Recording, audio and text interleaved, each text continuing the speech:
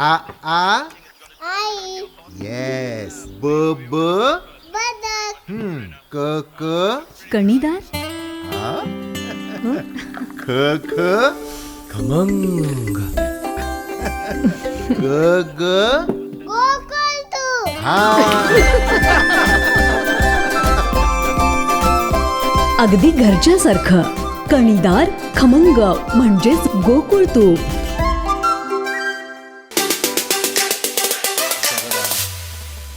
कालपासून संपूर्ण महाराष्ट्रभर विधानसभेच्या निवडणुकीची आचारसंहिता जाहीर झाली आणि त्या अनुषंगानं सावंतवाडी विधानसभा मतदारसंघातील आपल्या माध्यमातून संपर्क व्हावा, संवाद व्हावा ह्यासाठीची आजची पत्रकार परिषद आहे.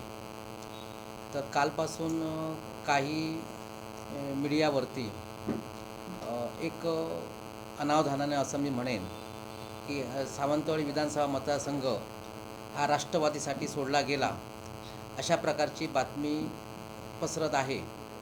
त्या अनुषंगानं आमचे सर्वच मित्रपक्ष आमच्याकडे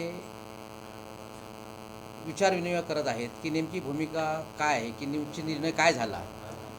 तर त्या अनुषंगानं आपल्या मीडियाच्या माध्यमातून सावंतवाडी विधानसभा मतदारसंघातील महाविकास आघाडीच्या सर्व पदाधिकारी व कार्यकर्त्यांना मतदारांना सांगू इच्छितो की सावंतवाडी विधानसभा मतदारसंघ हा शिवसेनेसाठी आम्ही आग्रही आहोत. 2 वेळा सावंतवाडी विधानसभा मतदारसंघामध्ये शिवसेनेचे उमेदवार निवडून आलेले आहेत आणि तिसऱ्यांदासुद्धा महाविकास आघाडीच्या फॉर्म्युलाप्रमाणे हा मतदारसंघ हा शिवसेनेचाच आहे. एकत्रित महाविकास आघाडीचे नेते मुंबईमध्ये पत्रकार परिषद घेऊन ह्या संदर्भात झालेले जागा वाटप जाहीर करतील. मात्र कालपासून जी बातमी फिरत होती की हा मतदारसंघ पवारसाहेबांच्या राष्ट्रवादीला दिला गेला, तर अशा प्रकारचा कुठचाही निर्णय झालेला नसून ही बातमी अनावधानाने असं मी म्हणेन की काही मीडियामध्ये आलेली आहेत. त्यामुळे आम्ही ह्या ठिकाणी महाविकास आघाडी एकत्रितपणे काम करणार आहोत. ह्या ठिकाणी विद्यमान आमदार दीपक केसरकर यांचा पाडाव करणे हे एकमेव लक्ष्य महाविकास आघाडीमध्ये आहे. त्यामुळे अशा कुठच्याही बातमीवरती लक्ष न देता किंवा विचलित न होता ह्या ठिकाणी जो उमेदवार किंवा जो निर्णय वरच्या महाविकास आघाडी देतील तो आम्ही मान्य करून ह्या ठिकाणी एकत्रित काम करणार आहोत. सावंतवाडी विधानसभा मतदारसंघासाठी इच्छुक उमेदवाराबद्दल बरीचशी चर्चा आपल्या समवेत झालेली होती. आजही वरिष्ठ पातळीवरून उमेदवारी संदर्भात स्पष्ट असे आदेश आमच्यापर्यंत प्राप्त झालेले नाहीत.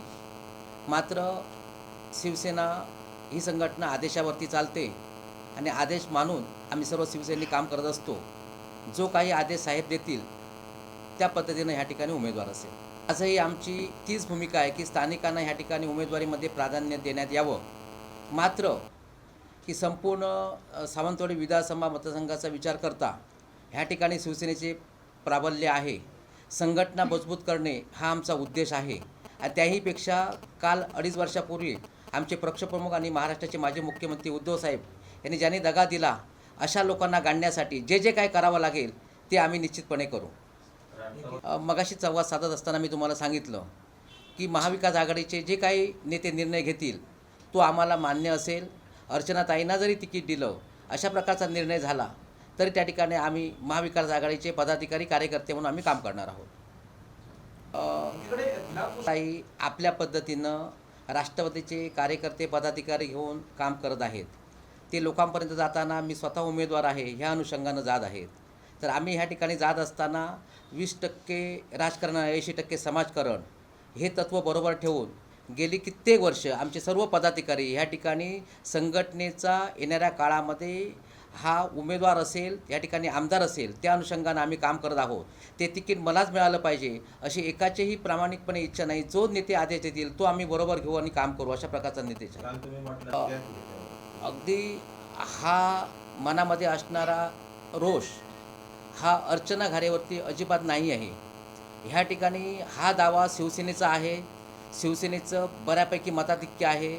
सावंतवाडी विधानसभा मतदारसंघामध्ये कालच्या लोकसभेला सुद्धा 53,000पेक्षा जास्त मतं मिळालेली होती. 2 वेळा सलग ह्या ठिकाणी शिवसेनेचे उमेदवार निवडून आलेले होते. त्यामुळे दावा आमचा आहे त्यामुळे एखाद्यानं जर भावनिक अशा प्रकारचं स्टेटमेंट केलं तर ते चुकीचं आहे असं मला म्हणता येणार नाही. आमचे दिवसभरातले सर्व अपडेट्स, ताज्या घडामोडी आणि थेट लाईव्ह पाहण्यासाठी सबस्क्राईब करा, लाईक करा कोकणचं नंबर 1 महा चॅनल कोकणसाद लाईव्हचं YouTube चॅनल.